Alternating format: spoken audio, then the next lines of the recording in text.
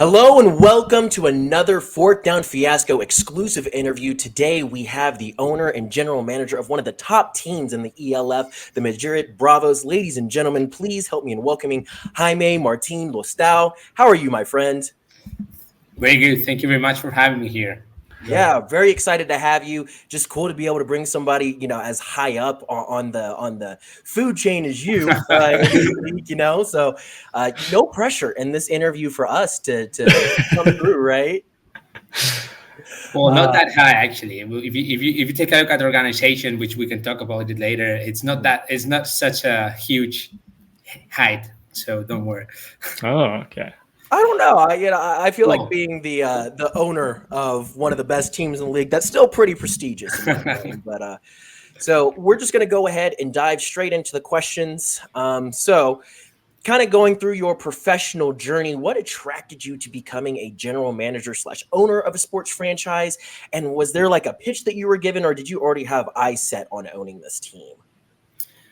well, one of the things that first of all, as my background is not football related or sport related in terms of professional, I've done many different things that doesn't have anything to do with football or sports related in terms of work, So I've been just a fan of football for the last 12 years. So actually pretty late in life. Let's say I'm already 34 years old. So I've never played. But as soon as I understood the game, I started loving it, and then I started searching for different projects. And the more I was getting into understanding the game and how it was seen and the way you can watch the sport in Europe, then I realized about the ELF project. And then I thought to myself, well, it might be interesting to think about building something in Spain or in Madrid apart from Barcelona because it makes sense.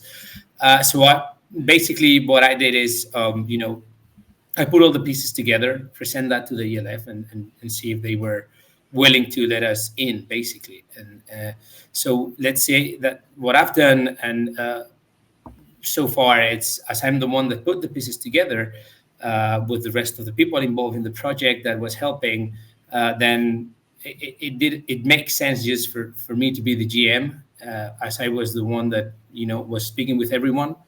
But it was not meant to be like that, or at least the first idea that we had, it was my brother, the one that was going to be leading the project, actually, not myself. Yeah. Interesting. Nice. Well, so sorry, Danny, but I know that we have another question, but I did just want to ask, how did you get into just liking football? You mentioned that it was 12 years ago. Yeah, well, first time I knew about football, American football, was by watching a film back in the days in Spain. It's called Pequeños Gigantes, which is, I don't know what's the translation in English, but it's a movie about two local teams. One is run by a guy that has a car store dealership, and the other one is his brother. And basically, they put together a team and they compete at the end. So there's kids team, basically. That was when I was 5 years old. Gotcha. So time goes by, and then I start. I would like to learn about it. It came. I don't know why. Suddenly, I started thinking about football because I have the cable TV in my place, and watching sports, and then suddenly I jump into football. And it happens that my brother-in-law, he really likes it, and he explained me the basic things. 4 attempts to get 10 yards, and that's it. And then you get another shot, and that's it. And that's the basic barrier that I think people will face here in Europe, mainly in Spain. Once you understand that, and there are certain ways that you can get those 10 yards or more, that's it. Then you can start enjoying the sport so much that you don't need to be an expert on that. So with those basic things, then you're able to watch and learn and enjoy pretty good. So, that's what happened to me. And sorry, but because I lost the question with this talk.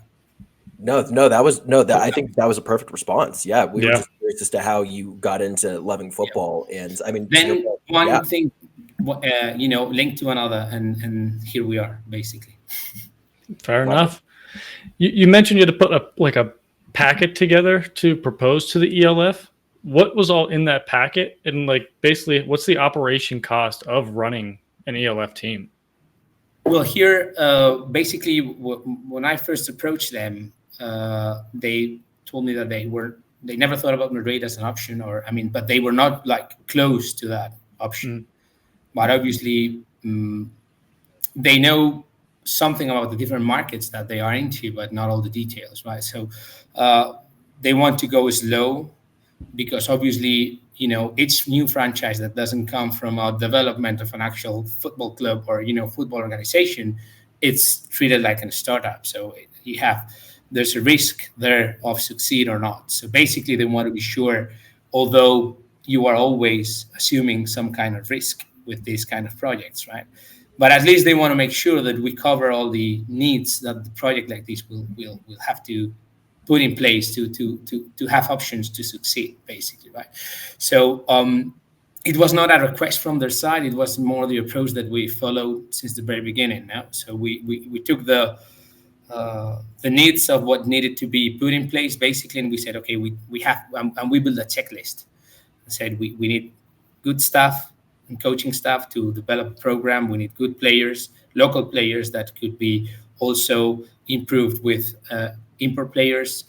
We need facilities, both training and stadium for the venue for the games. And we need a structure and investment, basically. So we went one by one, crossing all those things, and making sure that we were able to provide them in a certain way, either through collaboration agreements with partners, either with our own, family office or networking in terms of businesses that we have here, all those things. So that's why I say that we put the plan together and we put all the pieces together, and then we build like a package. But it was not requested. It was a way to convince that we were ready to build something that it was going to fit their expectations. But at the same time, it was an exercise for ourselves, because it's the path that we needed to go through. And now, obviously, with what we've done in this last year, we have a lot of things to improve for next year already. We only have played 4 games, and we know, and we already have discussions about what should we change for next year, what should be improved. Although we still are focusing on this season, of course, in the athletic part, but it's there's a lot of things that took place in that. But our first goal was to convince them, and following a structured approach where we knew exactly what we needed to provide helped us a lot. I think both parts, them to see that we were taking things seriously and that we knew what we were getting into it, and they and ourselves to make sure that we were, crossing all the steps that we needed to make in order to be here. Mm. Love it. So kind of going based off of that, I do know that you have a background in industrial operations and kind of like industrial trades. Do you think that has given you a unique advantage in your role as owner and GM? I mean, Danny and I both actually are in industrial trades as well. Mm-hmm. And so we know that there's a lot of stuff that goes into those operations. So do you think that gives you any type of advantage in your role? Well, it helps a lot for sure. So just everything that I've done so far has led me to this situation. So, I studied mining engineering from 2007 till 2008, I think, till 2013, plus a Master of Science in Energy Supply in England. I remember studying in Spain, but I did my MSc in England. Then started working in KPMG 2.5 years here in Spain in strategic and operations consultancy. Last project I did was for a pharmaceutical company that ended up hiring me. I was deputy to the group CEO of the pharmaceutical company for 3 years. Then I ended up in industrial operations, and then the last 2 years I've been running the factory that they have in Spain, in Madrid.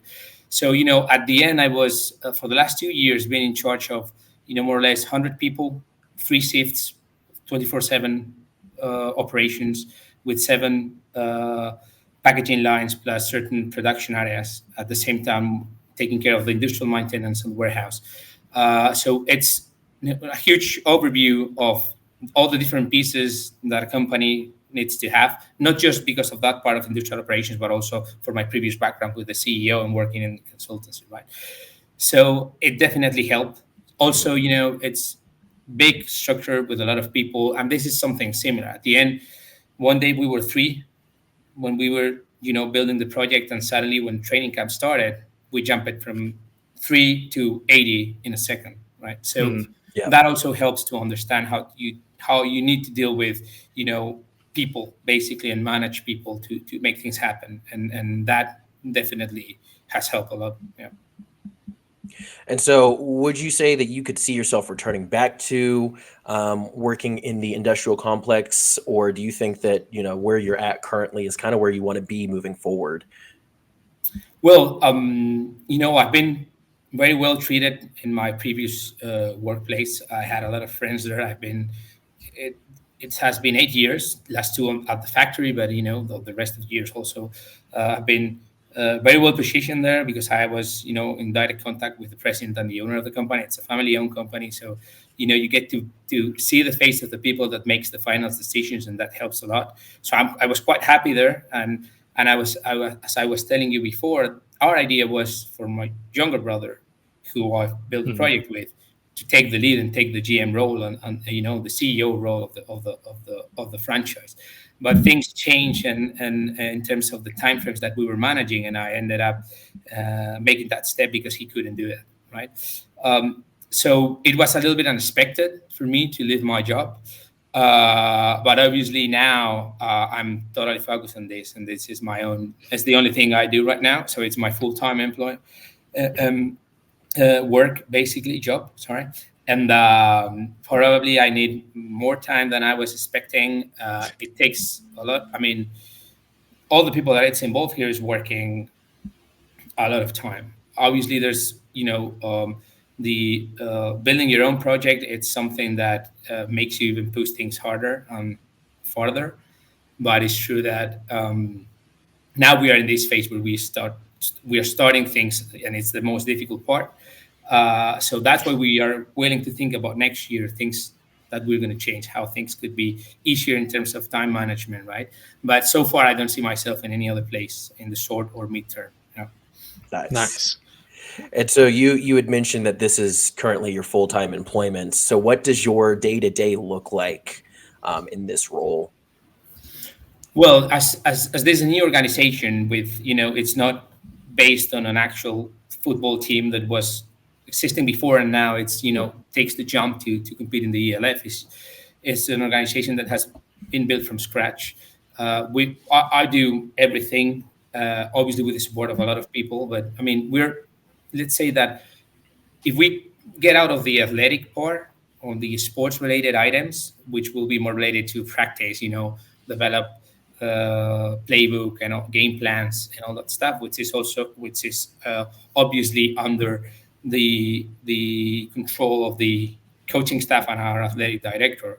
Everything else, which is not related to pure football and players, okay, it's basically what I do. So, for example, first game day, okay, that week, we hired someone to paint the field. Basically, it didn't work as we expected, so we end up changing providers. So last Thursday, before our game against Rainfire, I was at the stadium on Thursday helping measuring and painting the field, basically, which is something that obviously in a more established and consolidated organization you wouldn't do it. But I don't mind doing that thing. For example, another thing that I've done and I'm doing and I'm going to do every game day is I'm there for our stadium doesn't have fixed bars or stands where you can just bring food and thing to serve. You need to build the bar, you need to build the stands, you need to build the merchandise store. So I'm there. If we play on Saturdays, as we do in this season, I'm there Thursday, probably full Friday, taking care with the operations guy and with the organizations people to make sure that everything's in place. I'm moving pallets. I mean, I don't care. I'm doing whatever needs to be done to make sure that everything happens as well as the rest of the organization. So it's like, obviously on the other part of the week and when we are playing away and when we have bye week, I'm also taking care of, the what's the actual situation in the accounting part, what's the legal part that we need to do with developing the contracts that the players sign on the coaches, we would like to start thinking also about next year in terms of sponsors. Take into account that until 1st of June, we had an intangible asset or product, let's say, which is the football team that have never played a snap. So it's difficult to convince someone to join you if they haven't seen the product yet. You can show them the jerseys, you can show them the helmets, but you don't have anything else of the product that you are trying to sell, which is football, right? And you haven't done anything. Now that we have footage, now that we have images, now that the team is performing, now we can go and request more attention for certain brands that would be willing to join the project. So this helps with the sponsors. So now we're working also on that part, So as you can see, I mean, this is just a couple of examples of what I'm getting involved with in. And also, every time we have some issues with players due to injuries, for example, right? So I take part on the medical side also. I drive them to appointments maybe if needed, because maybe there's not that much availability from other part of the areas that I need to take care of that, right? Yeah. So if needed, I'm doing that. I'm going with my laptop there. I'm, answering emails, taking conversations. But at the end, I want to be involved in everything because it helps me to understand all the needs that we're going to have to, all the things that we're going to have to solve. So if we want to improve for next year, I need to understand firsthand what's going well, what's not going that well, what we need to implement that we didn't even consider for this year, and the best way to experience that is just going through all the process. No, I mean, I greatly respect the fact that you even mentioned that, you were down on the field whenever the painting wasn't going right and things. One example. That thing I'm going to mention here. Last game against Redfire, I remember first thing I did when the game was over, I took the play clocks back to the parking lot where we keep our things together, because I don't know if the irrigation system was going to start, an hour later or not, and we rely on those game clocks for every game. So first thing I do, I took my trolley, get into the field, and get the play clocks back to the parking where we have a storage area at the venue, for example. It's not a problem. At the same time, I'm trying to sit down with people, to get involved in the project at the, not investor, but maybe at the, sponsorship level, things like that. Anything that needs to be done. And I greatly respect that, because you as the leader of the organization, seeing you, kind of, as we say here in the States, down at the trenches, and doing, like, I think about Jerry Jones would never do that for the Dallas Cowboys. You would never see him. You would never see him moving play clocks for anything. He doesn't need to, but he's done a lot of work since. I mean, in all his career. So probably at some point, if this works, I would be in that same position. Okay. The only thing that I cannot do is play, because I've never played, and probably I'm not physically capable of doing that, which is something that I'm going to regret all my life. That's for sure. But that's the only thing I cannot do for this team, because probably I'll screw it up. I will say I do appreciate you guys painting your a logo on your field, because it's funny seeing. I mean, it is only year 4 in the total ELF, but you guys are year 1. But more than half the teams don't even put anything on their field besides the lines. Well, here I think that it's also a matter of who owns the place, basically. So, for example, we were playing 2 games away after our first home game, and then 1 bye week. And there was just one important competition taking place in our stadium related to athleticism, not any other sport, right? So this gave us a chance to paint the logo. And if you take a look at the first game, it was with color. I mean, red, black, everything. And we also paint the letters on the end zones, right? This second game, as we changed providers, we didn't have that much time. We paint the logo again in white this time, because it really damages the grass, or it's harder for it to recover. But now that we don't need to remove the paint as we did in the previous one. We probably will try to paint again the letters, maybe for our game against Paris, and we will maintain those until the end of the season. So it's a matter of balancing, what you are capable of doing with the time that you have, and with the time and with how you need to leave the stadium once you finish. Take into account most of the teams here don't own the stadiums, so that's another thing that might impact on the way you draw or paint the field. No, it is interesting that everyone has to share a stadium with various other clubs. But so how do you guys decide on your personnel, your coaching staff, your scouts, your trainers? How what qualities do you look for in there? Well, thank God we had when we started with the project, and we knew that we need to work on the athletic part. We didn't have a clue, me and my brother, of anything related to football, right? In terms of where do we get the players from? How do we approach any coach if we have never done this before?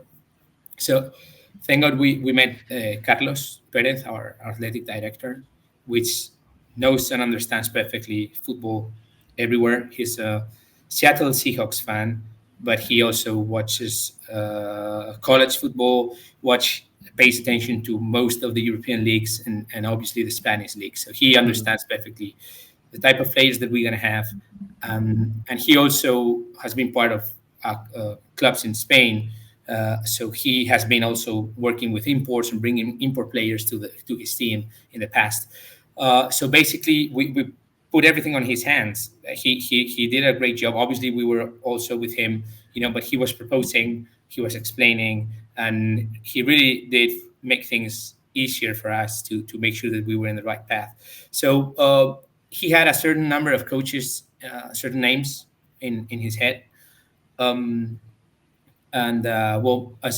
we didn't start getting in contact with coaches until we had the official announcement from the ELF back in May 2023, and on the 19th, when the kickoff press conference of the 2023 season took place. That's where we were officially announced by the ELF as Madrid ELF team.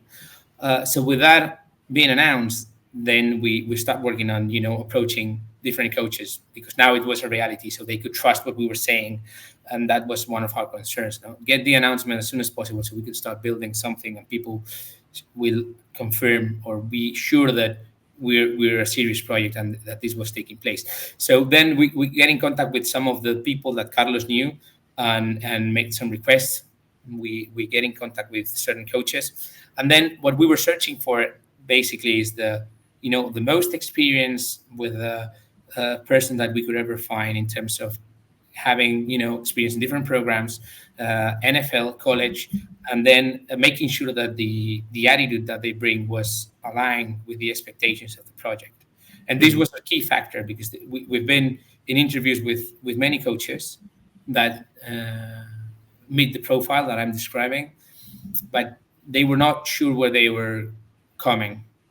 At the end, it's very important for someone to understand that the capabilities of the organization and the capabilities of the project, despite you've been an NFL coach or a college Division I coach, are completely different to the one that you're used to.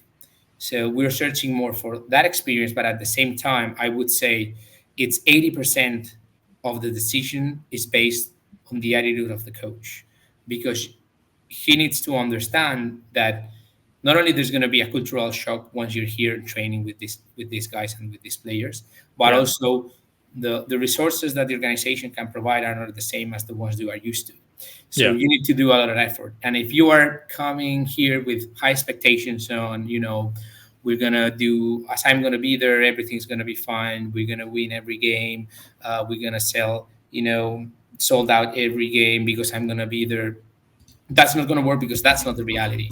So first of all is understanding and make sure that the coaching staff and the head coach that you bring understands what's the situation, so everybody knows how to manage expectations. And once that relationship becomes a reality, once they're here, everybody see more or less what we've been talking about, and we are all aligned. So with in our case with Rip Server, we brought him in September. He was here in Madrid for less than 24 hours.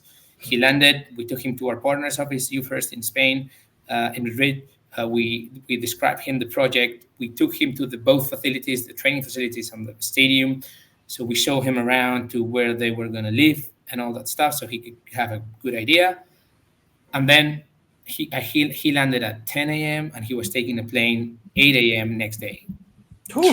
Fast turnaround. Yeah. So, and he actually was coming from, he lives in Atlanta.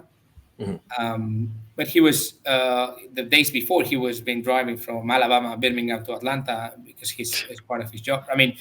Although he's a grown adult, right?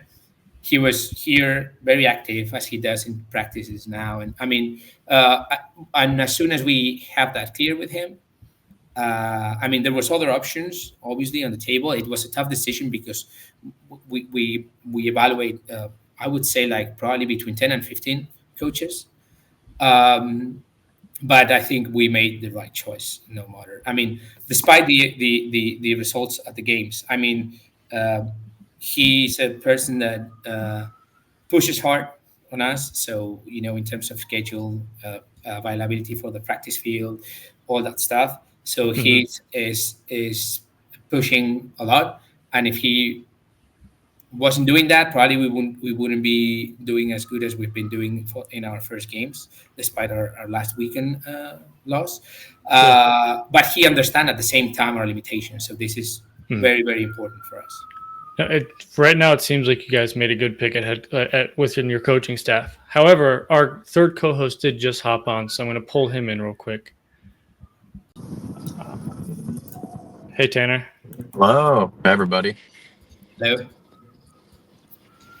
So he just went over about how they do all their finding their head coaches and other various coaching staff as he just disappeared. Okay. Well, we can still hear him. That's fine. No, yeah. Well, another thing that was really important for us is the fact that once we spoke with Rip, he had in mind already a proposal for his coaching staff. So this was also something that helped a lot because, one of the things that he was requesting, and it's totally understandable, is that if he was going to jump into a project, building a team from scratch, he wanted to bring coaches that he felt comfortable with working, and that that he understands that they were up to the task. So that's also I think some freedom that we gave him. Obviously, we have a budget and we have other limitations. So we said, as long as you are able to fit these people in what we can afford, and everybody's happy with that, we are more than happy for you to share with us who would be the coaching staff that you will be willing to have here. And if everything fits and everything, we are happy with that, we will go ahead. Makes perfect sense. I feel like a lot of coaches, like head coaches, have their own staff. They just kind of bring along.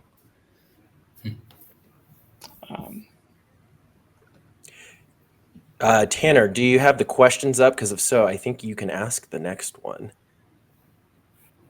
I believe so, but you guys run up the next one and then I'll get there. So that's fine. So you mentioned you're very hands-on within your organization, trying to do every different role. How involved are you in this scouting process, or is that something that you're like, I don't know, I don't want to mess up, I just delegate that to who we hired for that? Well, I'm involved depending on the players, basically. So there's certain players that when we were speaking about the project with them, they were just willing to jump in. So they know me, I know them from the last month, not because we've had a long-term relationship. It's just because we were in contact with them prior to the 2023 season. Okay. So I mean, we were always discussing about the possibility of Madrid maybe at some point getting an option to be inside the ELF. So with the players that we know that were already willing to be part of the team, I haven't been involved that much because there was no need to try to convince them or selling them the idea of how the project will look like, right? Depending on others, I've been involved, but not more really, basically explaining how we were going to do things, basically, not trying to sell them the sports part.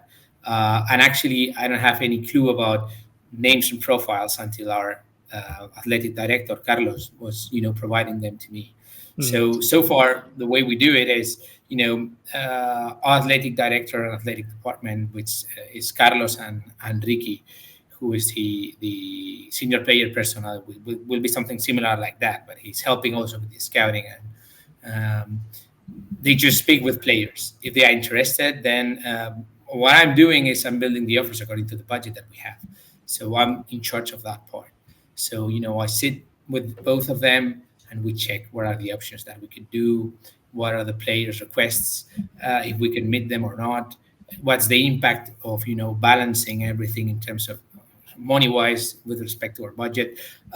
So I've been speaking with maybe 10 players of the full roster, like in meetings to for them to get to know me and understand what we were trying to build. With others, I've been speaking personally because I came across them at the practice facility or things like that. But I'm not that much involved actually. For the replacements that we've done since the training camp, I've just been able to as we have now a lot of work and a lot of things going on. In the players that we've signed after the start of the training camp, I've just delivered the offers, and then obviously once they are here, welcome them, speak with them, but I'm not that much involved in the negotiation or the approaching to players process now that we are in the middle of the season. Nice. Also, because I don't know exactly. I mean, I cannot evaluate a player. I mean, if you send me tape, I will look at the tape, but I don't know, if that player fits for our game plan or not. I mean, so it doesn't make sense for me to judge or to do any. I think I'm trying to don't ask any question just in case I create any doubt in the criteria of the people that already knows things. Yeah. And I think that's also one of the things that make easier, or it helps with Rip's work and with Carlos' work, is that no one from the management is going to get involved in any athletic or sports decision because we don't know. So I'm not going to tell you why have you call that play, or I'm going to tell you why are we hiring this player or not, because I don't know. So I just avoid making judgments on that and let them do what they need to do. I'm working on the other side in this part of the athletic part in this specific area. I'm just there for making sure that we meet the budget and that everybody's happy with that, and that we're providing the best with the best that we can with the resources that we have. Yeah, you hire the people you trust to make the right decisions. Yep. No, that absolutely makes sense. Yeah, just going, trying to create that dichotomy between, player personnel and ownership, and kind of having that business management, not fully get involved. That definitely makes a lot of sense for why a team would want to take that approach. So the next one we actually have for you right now is talking a little bit more about kind of the personnel that you've surrounded yourself with the team. How close is your relationship with Ripshare? Well, I think it's pretty close now. I think to get me since we start training camp, I think I've missed 4 practice. Oh wow! So I like to be there. We practice late at night or evening night because of the heat, right? So basically, I think 2 of the practices that I've missed is because I was traveling for ELF things, around, and the other one because personal reasons or because being at the stadium, maybe, preparing game day or things like that. But I try to get in contact with him. We speak a lot, obviously, not only at the facility but also by phone in case something happens. He gives constant feedback of things that we would. I mean, he is used to the highest standard possible, right? So that's something that is pretty difficult. So you cannot. It's impossible for us to meet that standard, right? Because obviously. For example, we don't have an MRI at the practice facility in case something happens with the player, right?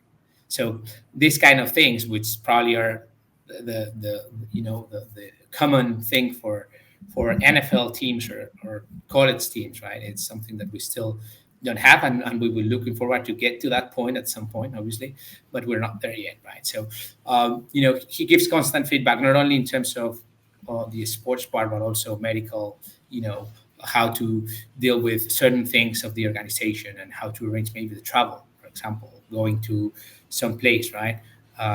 So we had an issue at our game in Cologne when we were getting back from the game to the hotel. We had a puncture in our bus. It was a double-decker bus, right? And hopefully my father was there because now he's coming to all the games that we play, no matter where they are. And he rented a car, but we never thought that this could have happened. I mean, it could have happened, but you never thought it's going to happen to you. And Rich said, well, it's better if we travel with 2 buses rather than 1 double-deck bus, just in case something like this happens, right? Because if this had happened on our way to the game, we would have been in trouble, right? Yeah. So things like that, or the way to arrange the seats at the plane. It seems that are silly things, but at the end, if you're building, if you think about it with the head coach mentality, your players probably are going to get better once you land than if so he has a lot of things into consideration that we don't, because we are not there yet in a mentally wise. So my relationship is very close. I mean, now he take into account that I see him every day. We speak a lot. We discuss a lot of things of how things could be done better, if we are capable of providing certain things or not. Then we argue for some things, we agree in others, but it's been very helpful, very challenging, but we're quite happy with him, and our relationship is, I tell you, pretty close. No, that's awesome. It's good to hear that you have a lot of that communication, and it's been going really well between the two of you. How did you come to the decision to have him be the head coach for the Bravos? What was that process like? What stood out for Rip Scher for him to become head coach of this team? Well, first of all, that he was willing to be part of the project. I think I remember when we were speaking with him, he had an experience in Europe.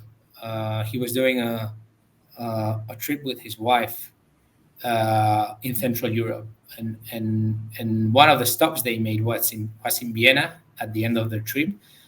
And they also, it happens that that same day there was like a clinic or a training camp from someone from the NFL doing a training camp in Vienna for kids and players. And he joined them to help, and he was part of that. And he saw like 400 players there. So you start realizing about how important the game was getting in Europe, and the size that it was getting, and the it was getting to more people, and the willing of the players to be coached and to be developed was something that really kept his attention. So we get in contact with him through a common friend, of Carlos Perez, our athletic director. Through Danny Mitchell, who works with him in Alabama, Birmingham, and he introduced him to us. He told us about this experience in Europe. He told us that he was willing to start a new project. He still has a lot of things to teach, and he knows perfectly how to do that. And I think it was, he was willing to get into this adventure, and he was the profile that we were searching for. And he was willing to do it, and he understood the constraints that he was going to face, and that is, I think, the key parameter for us to go with him in this decision. So you're talking about these relationships that you have, especially like with the coaching staff and all that. But what is your relationship like with the players? Obviously, I'm sure you see them every day as well, because you're out there. I bet you're out there running routes, catching balls, preparing for your debut. But yeah, tell us a little bit about your the relationship you have with your players as well, your player personnel. Well, take into account that our offices are at the training facility, at the practice facility. So, now I'm connecting here from home, but usually I'm at the office from 8:30 till the practice is over, at 10, 11 maybe at night. Wow. So more or less, maybe I get out a little bit for doing something and coming back. So I saw them when they get to the gym, because actually the office is the next door to the gym. I see them at practice. I speak with them. I try to see how they are doing, not only with the football stuff, but in terms of medical, if they've been injured or if they have pain in certain places, I want to check on them to see how they're doing. I cannot do it with everyone. I try, but it depends on the more severe ones, or issues that they might have, questions that they have. So I try to be as open as possible or available as possible for them. Mm. Obviously, there's certain things that we do or that we have procedures for. So I don't know, maybe if player wants tickets for a game, for example, so they don't get to me, there's a process that we have in place for that, But for the rest of things, for example, I remember when we were in Cologne, one of our players, his mother goes to every game, home or away, it doesn't matter. And so he called me and says, Jaime, my mother's here. He has when we play in Cologne, we actually play in Aachen, not in Cologne, because all the EuroCup, it's been a nightmare for the German teams, and they're doing a really good job having venues for all the games. It's been complicated. So so I ended up meeting her mother. We got her to the locker room to be with her son, for example. I drove her to the hotel and his partner. So I want to be involved. If I can, obviously not. I cannot do that every day, every time, right? But it's true that I try to get to know them.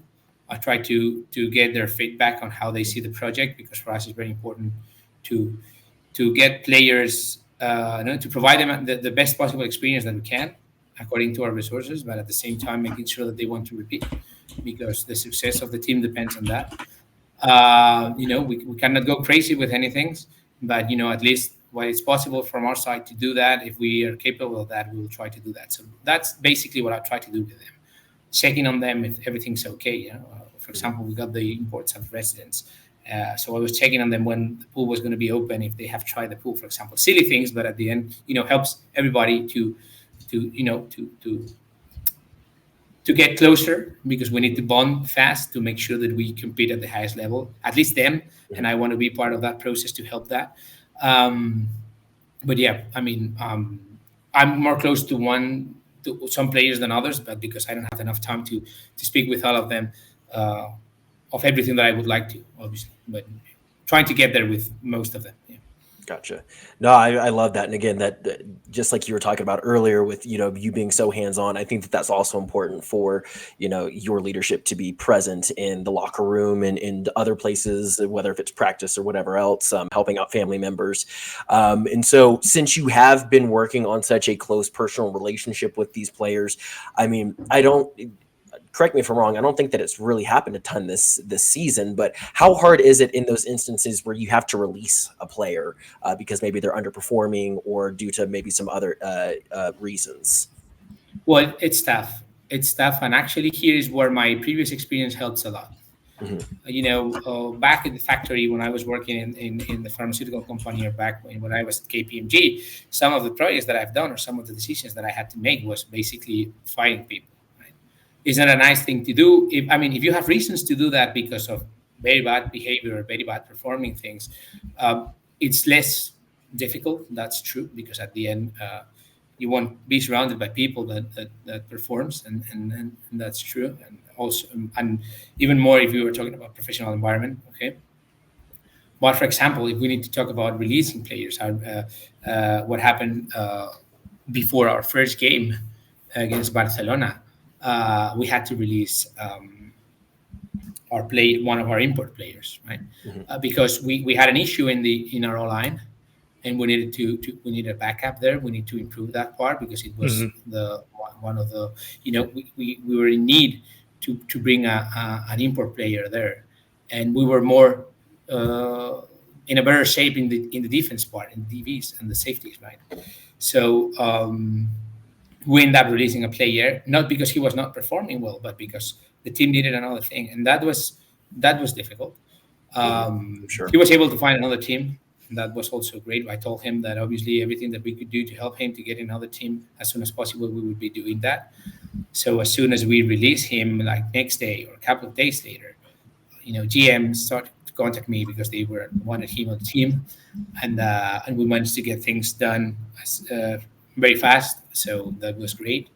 But yeah, it's difficult because you need to do both. You need to be, you need to bond with them. You need to make them feel like, like this is a family and we are working together towards a common objective, which is the truth. But at the same time, in order to reach that objective, we need to be sure that we are able to perform at the very best. And if someone is not behaving or performing at that level, I mean, someone can be coached, and you know that people need to improve, and that's not an issue. But it's an attitude thing, basically. If the attitude is correct, there's no problem, unless there's a need for the team in changing a particular position, which outstands, the quality of the player, because there's no need for that player because we are more covering that part, which is what happened at the end of the training, for example, right? But I mean, everybody understands that, and I think it's they sadly for the players, they are used to that because this is the way that the sports it's a business, exactly handles these situations, and they are more used to that than me probably. And coaches, what about I mean, coaches probably even more, right? So, yeah. Just this week, there's been a lot of change of personnel across the ELF. Yeah. No, that, and now that we're getting close to week 9, which is the last one where you are able to do changes on the roster, it's also something that apart from your backup QB, in case something happens to your quarterback in terms of injury, right? So we understand that this is and now that we're going to start week 7. This is week 7. So final twists and changes in teams to make sure that you are in the best shape possible in order to get to this second half of the season.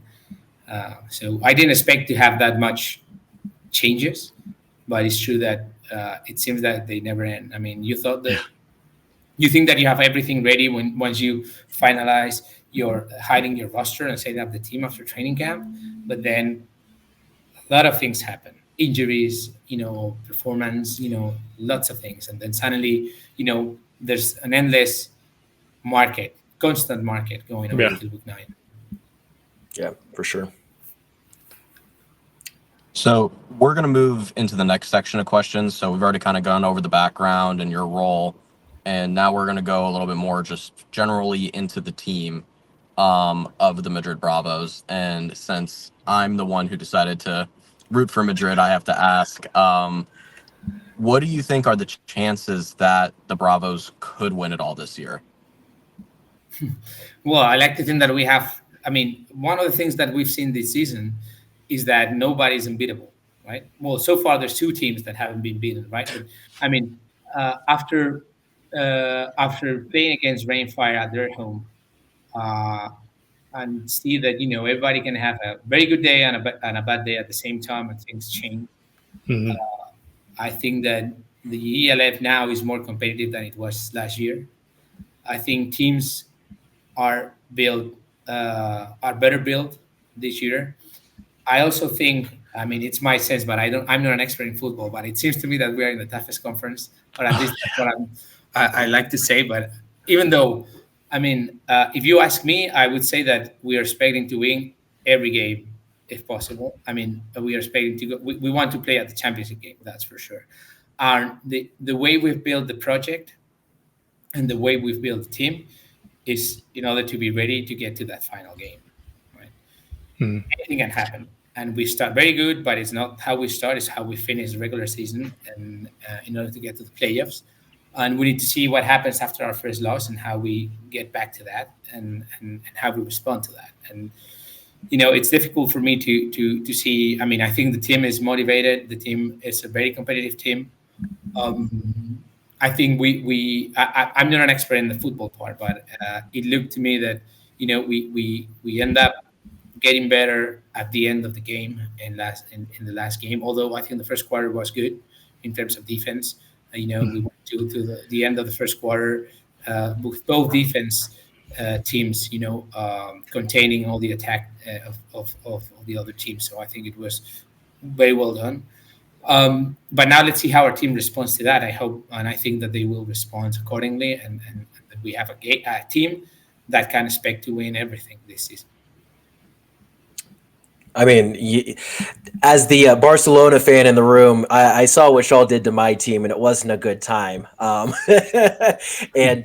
so something that we did hear about in another interview that we had was there were a couple of Dragons players who, over the course of the offseason this previous year, made the switch over to Madrid. So I didn't know if that was a intentional recruiting thing or if it was guys being interested. Like, was there a pitch that y'all gave to some of those Dragons players to come play for Madrid instead?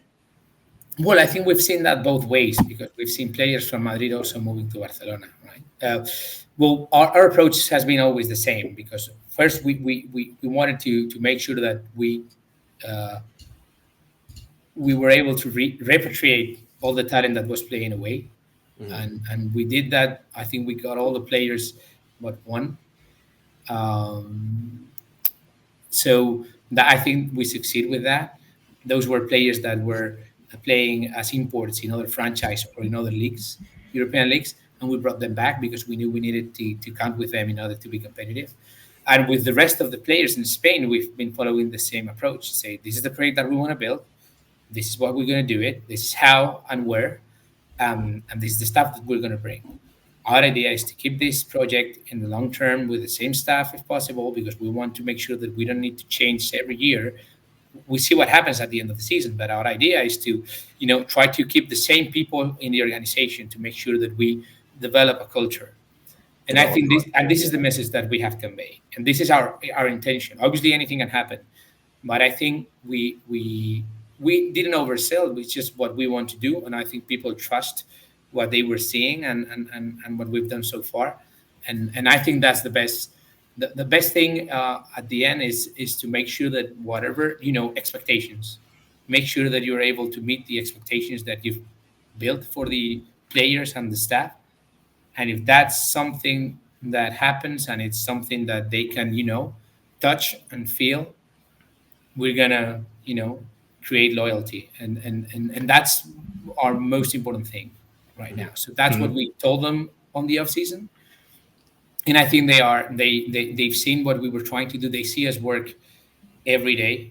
As I told you, we are there in the practice facility. We are at the venue. They see us traveling with the team. If there's an issue, we are the first ones that are involved there. So, with the best thing, with the puncture, we had a meeting. We have a dinner already planned at the hotel because we were going to get there at 10. So we end up getting at the hotel at 1:30 a.m.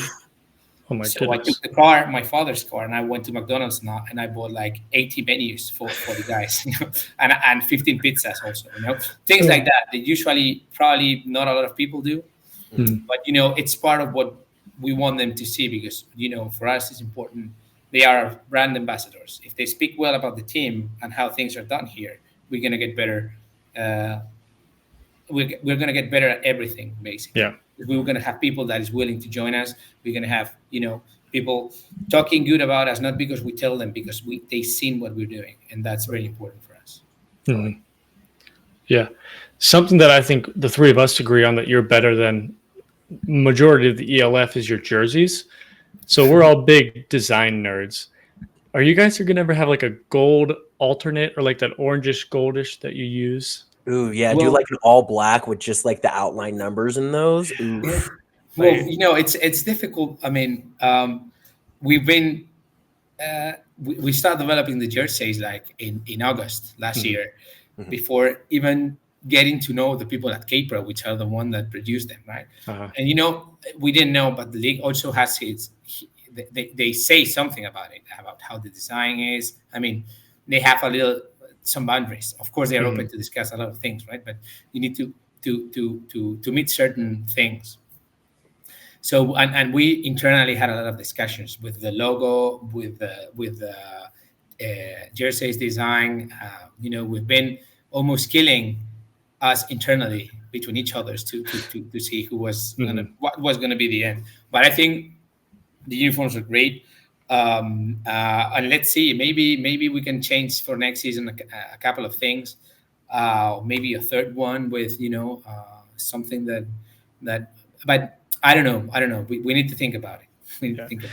Was there something that the ELF that you guys had designed and then the ELF was like, you can't do that, or no something? No. I was more worried about the helmet. You know, like because one of the things that we did is, so in February 2022, I registered the name and the brand and the domains for all the. So I did the at madridbravos.com, at madridbravos.eu, at madridbravos.es. Madrid Bravos as a trademark with the logo, with an older logo. When we knew then when we designed the new logo, we also registered that. We register the design of the helmet in terms of the horns in this way with the color and all that stuff. And they didn't have an issue with that, so it's okay. And with the uniforms, you know, if you don't have anything to propose, K-Pro is the one proposing, but we send them the ideas that we have and they love it. And it was something similar to what they had in mind, and we finally did it that way. So it worked pretty well. I think you guys knocked it out of the park. Oh yeah, especially the horns on the helmet. Like those are sweet. Those stickers are pretty are not easy to put there. I'm gonna tell you. Sure. Yeah. I do not envy the people that have to get helmets together. No, well, not at all. You're looking at I do envy. So I haven't. I mean, I put like 15 helmets. Not the stickers. Probably on 15 helmets. Yeah, but part of the team has done also the same. I mean, so as I told you, we're doing everything. I mean, we are like maybe more or less around 8 people in the organization, like in the more administrative part in terms of operations, management, media, and we are all doing all kind of stuff. So the sports part related is just focus on the sports part. Yeah, makes sense. Tanner, did you want to, now that you're back with us, do you want to ask about Duncan? Yeah. I'll move into it. Yeah. And I'm going to might cut out a couple more times. It's 100 degrees out here and my phone is not liking it. It's not having a great time. But when Duncan was cut by the Panthers, you know, this was pretty fortunate timing for Madrid, just with Herbert going down. How did that feel for the team, you know, kind of having that reinvigorated hope, like, man, we lost our guy, but now there's this good option that just is available for us all of a sudden? Well, one of the things that really surprised me when Chris was hit on the first drive it was the third down of the first drive of the second half at Rainfires. So he gets hit, he lays down on the floor. Everybody seems to understand that it's a very difficult injury. So I go to the hospital with him while the team continues to play the game, right? So I'm at the hospital, not even with him because I was not allowed to get into the room.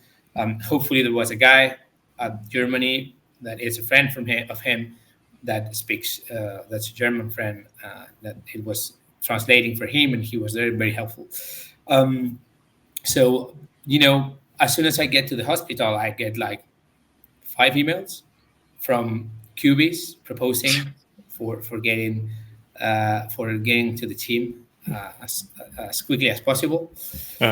So I don't pay attention to that at that moment. Obviously, I know that it's something that we're going to have to take care before next Wednesday, to license the player that we're going to get, and then put him on the active roster, and then to the final roster for the game. So, you know, second game, losing a really, really good quarterback, a true leader as Chris, that, you know, is leading a team in a away game against the champions, the champion team. You know, 16 games without losing, 15-0 at the halftime. Wow. So, you know, I was with him till we were allowed to fly back to Madrid on that Tuesday. And in the meantime, you know, working things out with the QB. He was actually asking me if we have already found a new one to substitute him, right? So I got a lot of messages from different QBs. Then suddenly my athletic director, who's the one that, you know, funnels everything, and then discuss this with the coaches, and then both of them agreeing to someone, and then I deliver the offer.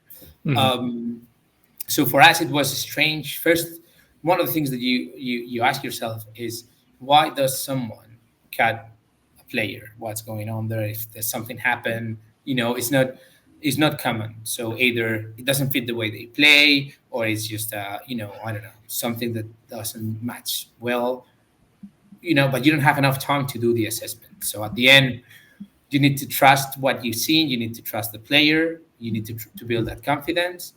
And if he's willing to join, fits what we need to do and what we need to have for the team, and the coach and the athletic director are okay with that, just go ahead.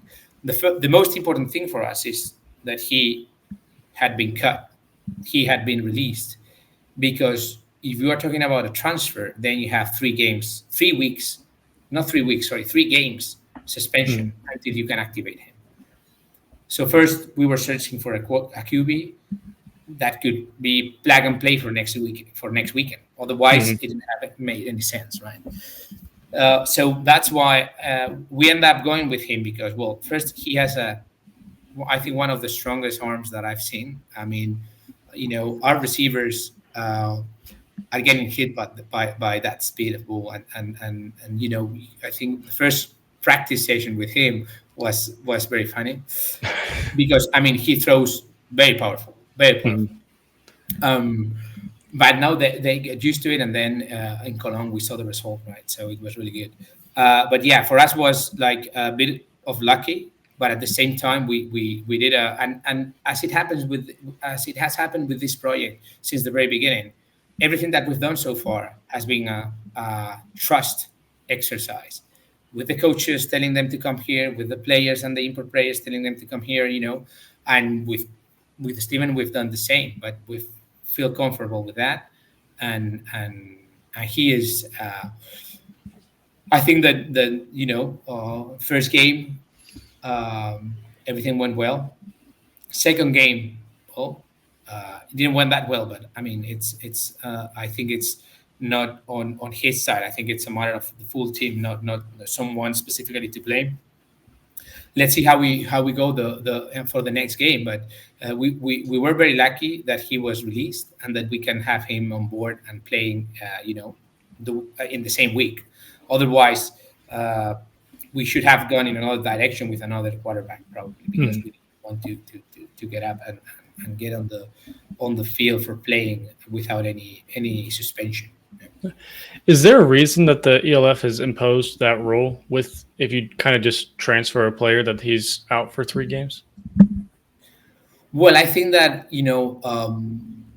it's a way to control, probably. I'm not sure. It's just my guessing. But if there's teams that after week 6 maybe are not able to qualify for playoffs, it's a way to prevent powerful teams to get better players in the middle of the season without any punishment, so they can build or strengthen in comparison to the other teams, right? So it's I think helps to balance the competitive level.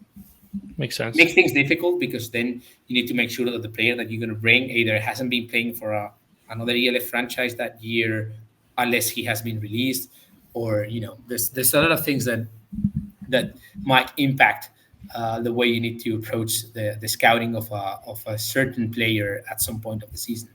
But it makes sense as you get into the season to make sure that everybody has the same possibilities, let's say, right? And you're not taking advantage of certain situations to transfer players and strengthen part, depending on what are you playing against with. And actually, also, it doesn't need to come from another team, right? So if I want to release a player, actually, if I release a player, I'm not allowed to bring him back without a 3-game suspension. I will have a 3-game suspension. Really? And that's because if I want to cut 2 imports 1 week, because I know the type of game that I'm going to play is different, I'm going to cut 2, I'm going to bring 2 more. Then on the other game, I change them again. And this is like having nice, 20 imports on my team, despite they are not activated. So I think this goes in the same way with this rule. So it's to avoid that you can, get players in and out, or impact players, let's say, or more relevant in these circumstances. So you don't come with more players on your on your bench, let's say, to do these kind of things. Gotcha. Yeah, they want to avoid the rotating carousel of, Exactly. well, we know that this upcoming team's got a really good rush attack, so we're going to switch out our linebackers to guys who can stop that. And then the following week, well, we know that they pass a lot, so And we're going to get cover linebackers. That's why you have the penalties. I mean, that's why you have that suspension.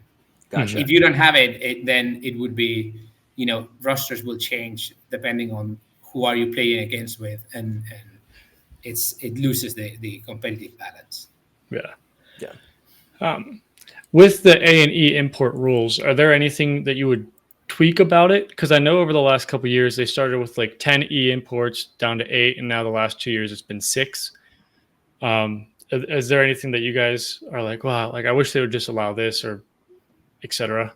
Well, it's true that we have certain limitations in Spain, depending, with regards to certain positions. So it's true that you need to be sure that you get the best talent for those positions, the best homegrown talent, so you can strengthen the certain positions with the imports, right?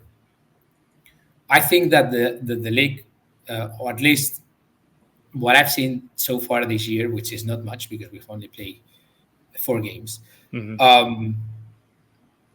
I think the rule is there for a reason, which is develop homegrown talent. I think that they shouldn't reduce that number of imports in the next years. I don't know. I don't have a very solid opinion on how this will impact in the long term. But I think that having 80% of the players being homegrowns, I think it's okay. So I think there's no need to reduce the imports more. And at some point, if every team and every country gets to develop their players, maybe there's no need for that rule, and maybe you can have very good level of EU imports in general all across Europe, that then nobody will care about it. So it doesn't matter if you have 10 or you have 12 or you have 3, because at the end that would have meant that everything has increased the level and everybody is up to the test. Until they get fully developed, like until each country kind of gets their homegrowns developed, do you think they should increase the e-import number again, or do you think 6 is enough for every team to be kind of competitive? Well, I think that increasing the e-imports in a team also helps develop more homegrown players, because here, depending on where the imports come from, obviously, and the level of the import, it might be a really good reference for practice squad players.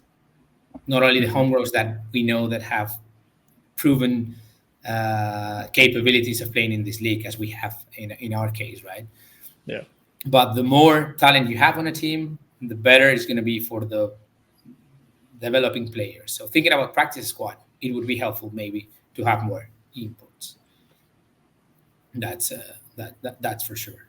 And also, I think that if you can evaluate or assess each of the markets and see what's the actual, maybe you could be more flexible depending on the country, and maybe for certain positions, if there's a lack of homegrowns in certain positions, maybe be more flexible in those particular things. But on the same side, it's very difficult. You cannot be that flexible if you want to standardize rules. So it's very difficult to implement certain things, although we would like to. So at the end, you need to make things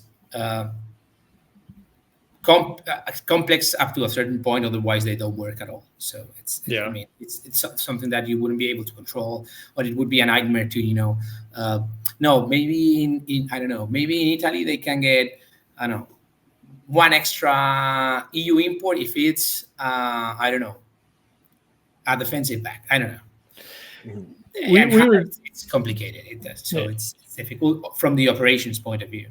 It's a nightmare.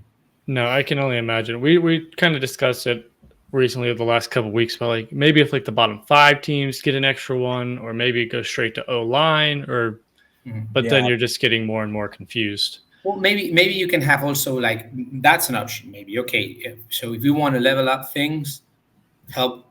We don't have a draft, so Yeah. why don't you build like and scale to provide extra in some cases, and if they end up in a better position, then you reduce that extra e-sport. I mean, that's something that maybe could make sense, and I don't know how difficult it would be to implement, and the impact that it would finally have on the performance, but maybe that's a possibility, for example.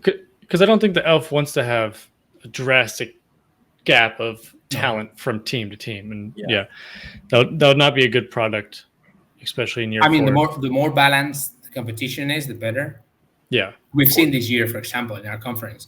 Oh yeah. You have Rainfire with 4-1.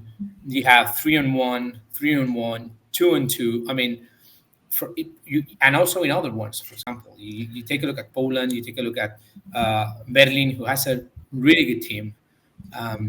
And I saw the game against from Berlin against Rainfire, for example. Mm-hmm. Yeah, that could have been a win from Berlin, and it happened to them in a couple of games. I mean, now suddenly teams are losing games that they were not expected to lose against teams that are competitive and they are playing well. So it's like, maybe we're talking that this year making to the playoffs, it's 8 wins or 7 wins for the last spot. I don't know. I mean, still, we have a lot of season ahead of us. We're just half of it. So, but I think this year we're seeing things that we didn't saw last year. Yeah. And that might be also something to reconsider once the season is over. Maybe what you said about last 3-4 teams get an extra to help balance things. But it's true that you will need to make that talent acquisition to somehow get to your homegrowns, to put them up to speed or to help to cover those positions. Otherwise, I mean, if you win again with an extra EU, but then as soon as you get next season, that spot is not there anymore for you, you need to be able to maintain that. So I don't know if it's something that should be more 1-2 years. I don't know. So to make things more, sustainable. Yeah. I'll be curious to see how all the rules play out over the next couple of years. And kind of to piggyback off of that point that we've been going on to with the EE imports, we see a lot with the ELF that the German teams have a distinct advantage just because of how many more people have grown up watching American football in Germany. But that was probably a big shock for a lot of people this year, is seeing how well Madrid has been doing despite not being one of those Central European teams that, has watched a lot of football, has a very heavy American football influence within their country. So what does that make you think of the future for Spanish American football? Do you think that the homegrown talent pool is going to continue to expand? And do you think that you guys will continue to bring in talent that could rival a lot of those German and Austrian teams that have a much higher American football watching population? Well, if we do a great job, I think we should be able to make football more appealing for young people and for young athletes. And one of the best things that football has is that, it's built for a wide range of physiques. So you can have a skinny guy playing football. You can have the biggest guy that you've ever faced playing football. So we need to make that appealing. So if we're able to build a product that people wants to see, wants to be part of, and if the athletic part and the sports part, is good also in terms of results, I think that we will be able to feed the teams, the local teams, and the national league with more players or more athletes that are willing to be part of the sport, right? But it's true that in terms of the volume of players that we have in Spain and the volume of players that they have in Central Europe, there's still a big difference. Hopefully, we have players that have been moving around Europe and that have been playing, not only in Europe but also in the US, from Spain, right? So that's why we are in the situation that we are right now. And one of the things that we also need to consider is that we're doing very well in these first weeks, but it's true that we were not expected and that there was nothing that people had from us in order to analyze and see how we play.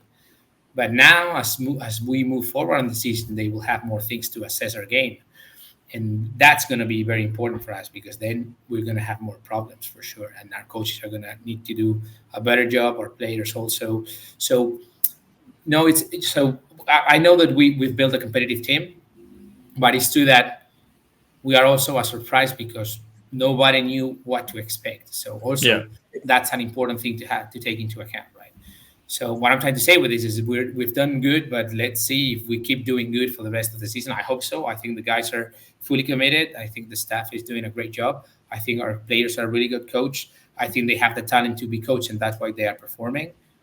Um, but still, we need to play another 8 games and see how we do it, right? We are Yeah. the rookie of the season, and we are in a conference where everybody has a lot of experience. And so far, so good, but it's true that let's see how we are in 4 weeks and see if we continue in the trend that we had at the beginning of the season, or if things have changed, right?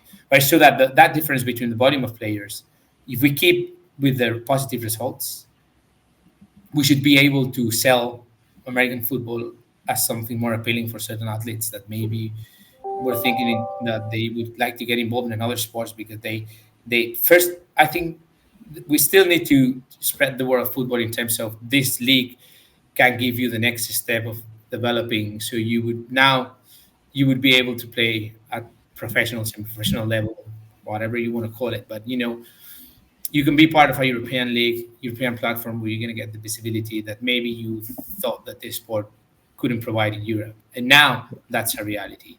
So we can expect a change because of that. And also, if they see there's a program that can take them to the next level, maybe athletes that were choosing another sport against football, now they're maybe willing to choose football.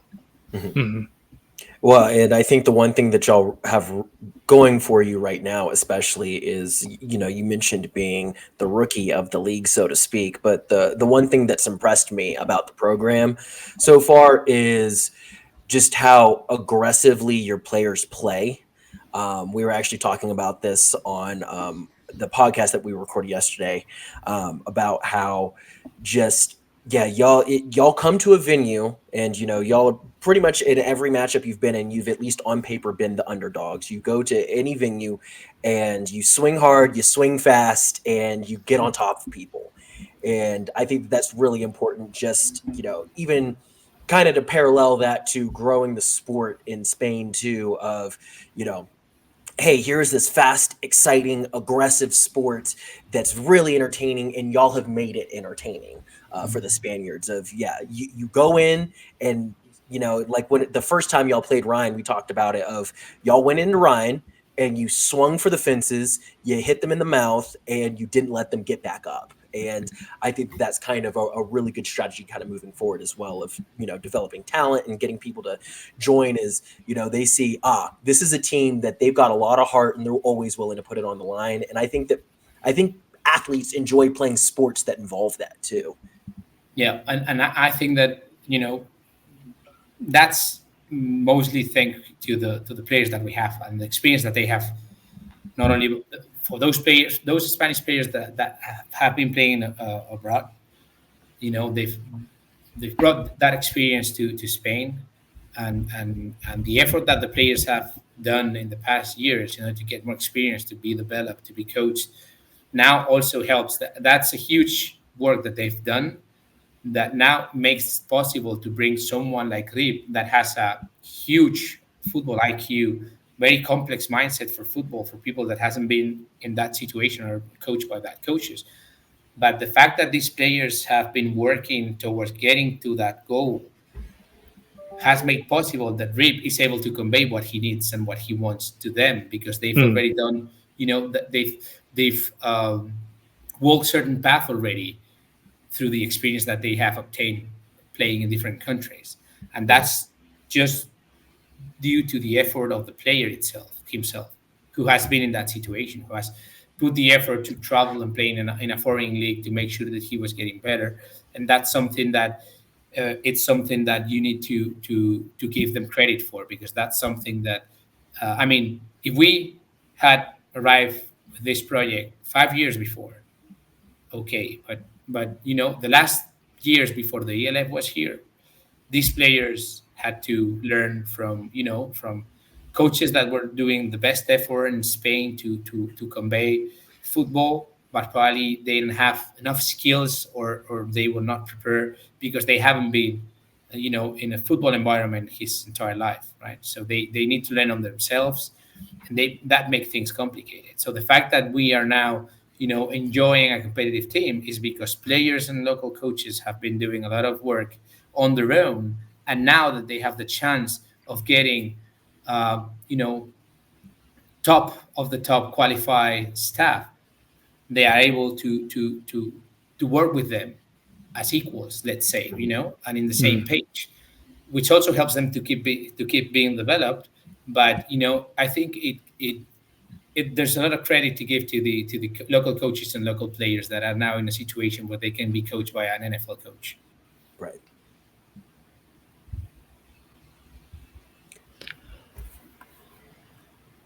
Tanner? Hello, Tanner? Sorry, are we wrapping up? No, I was you had the next question just about if Spain is going to get a third team or not. I didn't want to take that from you. Oh, no, that's on my screen. That's marked as you. So. Oh, okay, gotcha. We're cool. Sorry, Jaime. We're working off of a Google Doc, and so Don't worry. No. Time as things get answered. So, but yeah, do you think that Spain will get a third team? Especially now that you're talking about vision and moving forward, and what that means to your program as well as probably Barcelona too. But do you think that as talent develops, that Spain will be able to get a third team? Is that kind of the vision, or are you just trying to keep the Madrid Barcelona rivalry just as the two in the country? Well, I think that our appearance in the ELF, now that we are on the season, has created a lot of tension in terms of the talent, and it's clear that for certain positions we need to improve the number of players that are available. So getting a second one is not a matter of. There will be people that is willing to put their own project and be part of the ELF in Spain in different places, for sure. Many cities, many football fans would love to have another franchise in Spain. Gotcha. That's for sure. I can name cities that would be, at least people that would be willing to be to have their own ELF project, for sure. You just let us know whenever they're ready for that third team, because we can help run that one. No, the thing is that would hate to have to beat y'all in a game because you seem like a great individual, but no, the problem is that it's true that we need more players. Mm-hmm. If we had, I think there's infrastructure in terms of facilities, for sure. And as far as pure athletes too, Spain is athletes, but you need to make them switch, and then you need to make them learn, and that's difficult. We have bodies, we have people in size, which would be difficult, but you need to convince them, right? And it's not that easy. But one of the other problems that we think we could have is that there might be options. I know that, I don't know if someone is thinking about it, if someone is thinking about building a third one in Spain. I think that from now on it's complicated. We'll need to see. Well, we need to see what happens also when NFL comes to Madrid in 2025. What's the impact? But maybe, I think there will be other countries with a second franchise before a third franchise in Spain. Gotcha. That's for sure. That's fair. And and also some countries that probably need their first franchise that haven't. Sure. But, so you brought up a great point about the NFL coming in 2025, but I guess what else is being done to get the Spanish population behind American football, aside from bringing the NFL in? And do you think that as the sport continues to get better for Madrid, do you think that more people will get behind it too? I guess just kind of what's being done to get more people behind American football in Spain? Well, I think that with the NFL, coming here on the 2025 season, they've seen that there's a lot of market here in Spain for NFL fans. I mean, I think there's at least 4 million people here in Spain, and for one specific event, you know that at Bernabeu, which is 98,000 people capacity, you're gonna sold out for sure. I mean, maybe not even 50% of the people that gets to that game are from Spain. I went to London to watch Bills against Jaguars last year, October. Right? I mean, there's a lot of people that just travels to watch the game live because it's the closest thing that they have. So probably if you that game in Madrid will be crowded with people from the Middle East, crowded with people from Africa countries, and from Central Europe and Europe, people that maybe don't have the chance to get tickets in Germany game or in London game. That's gonna be sold out for sure. And probably a decent amount of Americans who are now living in Spain too. And those ones that travel towards their home team playing abroad, which is they are the ones that get the ticket access for season holders from their games that want to travel with the team to watch them playing away.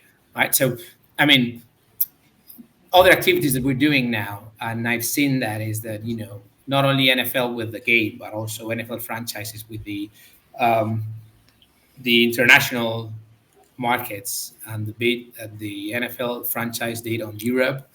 We got the Dolphins and the Chicago Bears here in Spain promoting the game. So there's flag football league that they want to implement in Madrid at school level. So that will also help a lot to get players to get involved in teams and to start getting into the game of football. We have the Olympics there.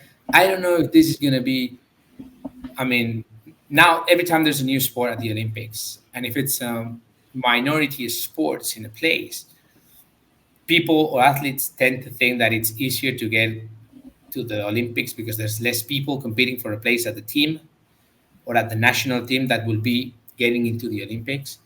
So this might be also relevant to consider when you think if this is going to help or not. Is this going to help tackle football or is it just going to help flag football, Right. I don't know. So I think the best thing that we could do to promote the sport is what we as Madrid Bravos are doing, basically. By the time the NFL will come to Madrid, we will already have played 2 seasons. Already hosted up that championship trophy, We will see what's the impact that we have in the actual national league teams that are already competing in Spain and in American football. We'll see if there's an impact on the number of players that want to join their teams. But the best way to do this is not only with the flag or with getting the franchise to do activation here, but to bring more things football related, training camps. We did the Tyreek Hill here in Madrid, the Soul Runner Speed Academy, and it was great. We have people that is willing to do. We want to do that with our coaches, maybe in the off season also, with bringing all the Spanish teams to our practice facility to do clinics with them and help them, not just for players but also for coaches a couple of times on the off season, things like that. But also, I think there's more like a learning curve that the Spanish people need to learn, and it's basically those 4 downs to make 10 yards is what make the play. I mean, that's what all the game is about. If you learn that, you will be able to enjoy the game. Yeah, you'll be fine. No, you don't need to understand if a holding it's 10 or 5 yards penalty, or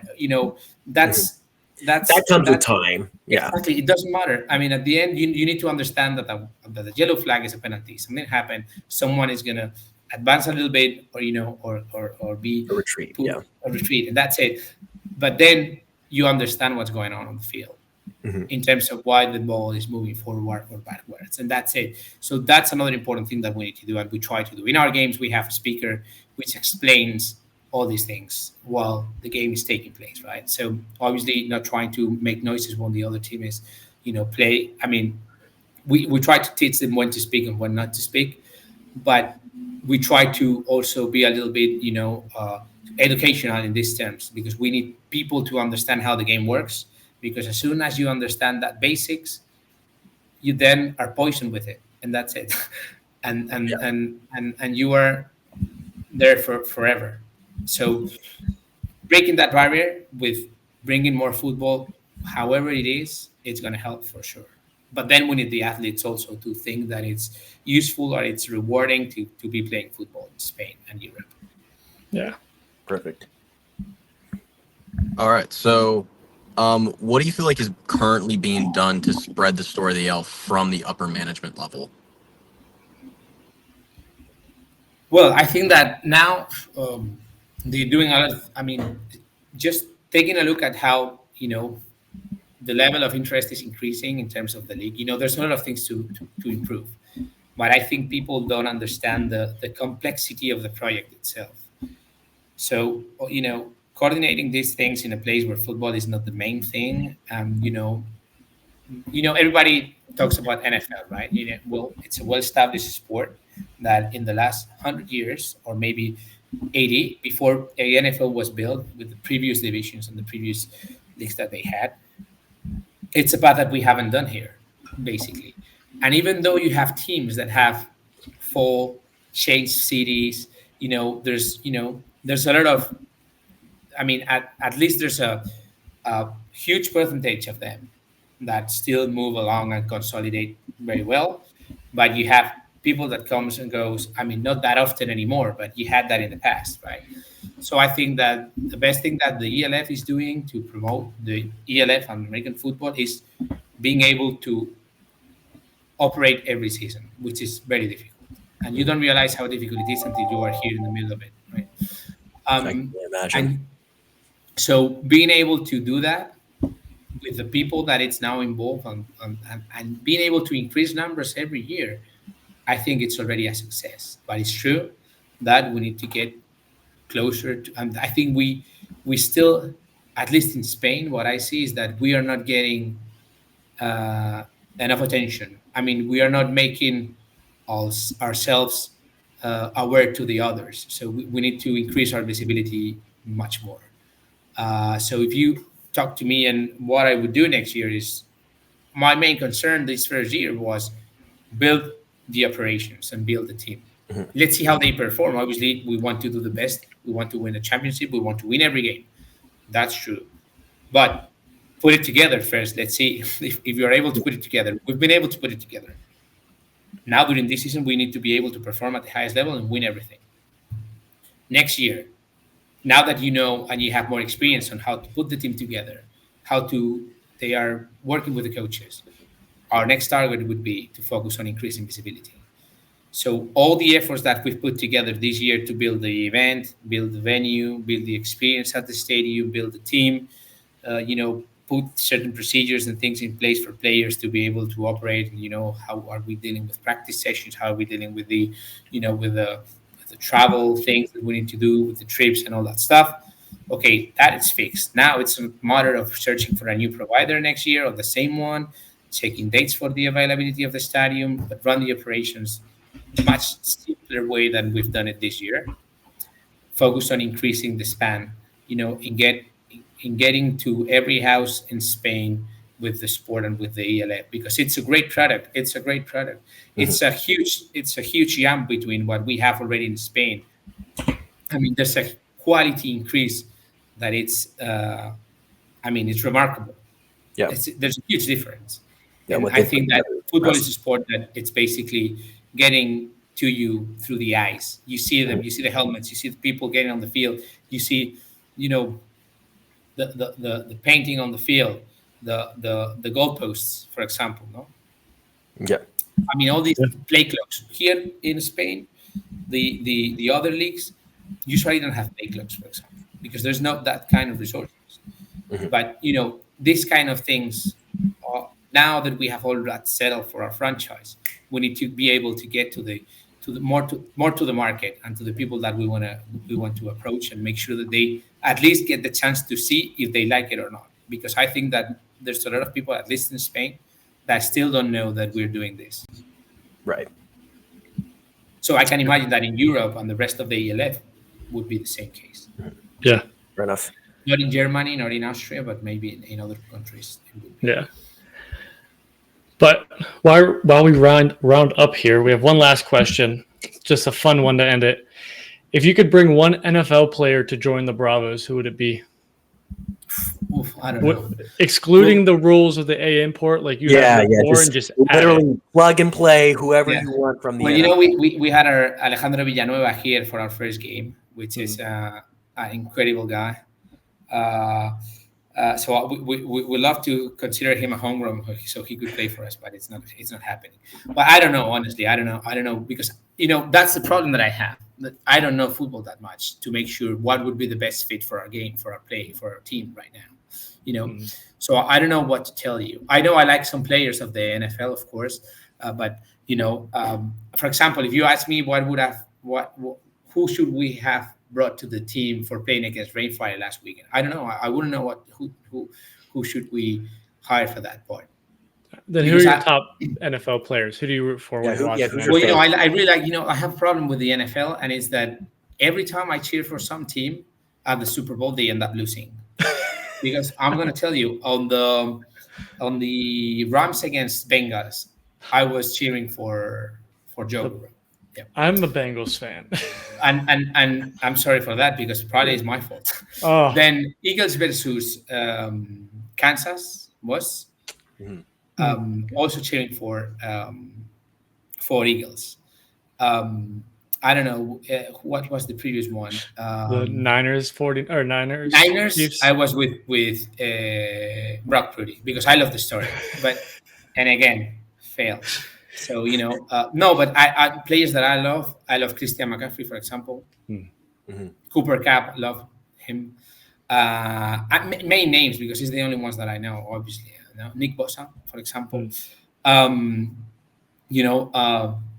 In terms of QBs, for example, I like the story and I like what is behind that. So it's just amazing that Mr. Irrelevant can end up playing a Super Bowl is something. Yeah. And the story with the Bengals is the 2 years before they were also last month. And then we were like 2-14. So all these things, it's another thing another reason why I love the sport. That things like that happen. Yeah.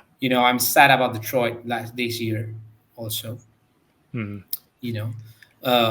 it's part of the game and I like it for that. But I'm not an expert in it, and I just enjoy watching it. I don't have a specific team to cheer for, and that helps me a lot because I get to enjoy every game that I watch because I just want to see football. Because I'm one of the things that I would like to do that I'm not doing this season is being at the meetings with the coaches to start understanding more. But there's no time for me for doing that. I'm at the practice, but at the field, not at the meetings. But I think that, taking the chance of having people that know the sport that well, I'm not taking, that opportunity. And I think at least once a week, or I would love to, sit down with the players and attend, offense or defense meetings and start learning things that I really need to because I don't know that much about football. I just enjoy it, but I know that if I knew more, I probably will enjoy it more. But, Fair enough. Fair. Well, perfect. Thank you, Jaime, for your time. We greatly appreciate it. And we're sorry that we kept you so long. I know that we said that it was only going to be an hour interview, and here we are. And I don't stop talking. I don't stop. If you ask me, I won't stop talking. It's my no, we love it. Actually, it gives us so much to be able to go off of. So your answers were phenomenal. And for those of y'all who are listening, again, this was a Fourth Down Fiasco exclusive interview with Madrid Bravos GM and owner Jaime Martín Lostao. Again, greatly appreciate you for hanging out with us. And do you want to throw out the Madrid Bravos social media so people know where to follow y'all and everything? Well, sure. It's Instagram at Madrid Bravos, and Twitter also, and YouTube. We have our channel. We have all those things where we post everything that we do.